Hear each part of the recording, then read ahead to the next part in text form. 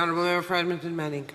Thank you, Madam Speaker, and congratulations to my colleague from Simcoe North for a very, very detailed and thoughtful speech about an important issue.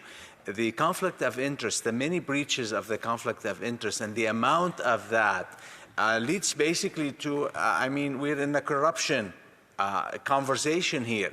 And it seems like corruption is becoming a culture in the Canadian governmental system on the federal level. How dangerous that can be to the institutional, to the way we do things, and how can we continue to govern with the trust of the people if this level of corruption is taking place in this country? Thank you. Honourable Member for Simcoe North. Madam Chair, what a wonderful, well-placed question from a very esteemed colleague. We are entering a culture of corruption, maybe even a culture of kleptocracy.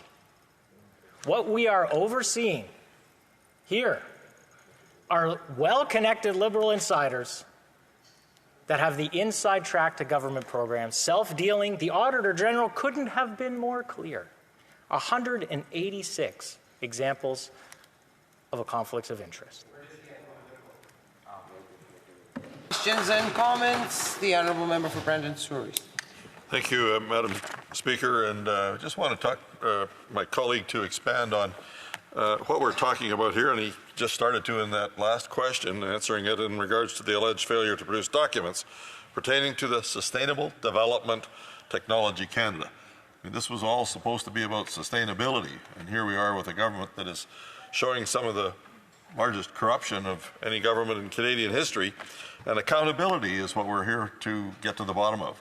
And so I asked previously today about the proportion of the size of this scandal, which seems to me to be the largest I've ever heard of in Canadian history. So if he could just elaborate on that.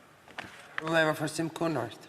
Thank you, Madam Chair. This may be the last question. I think my kids might have stayed up to watch this, so I'll just say good night to them, Davey and Cooper.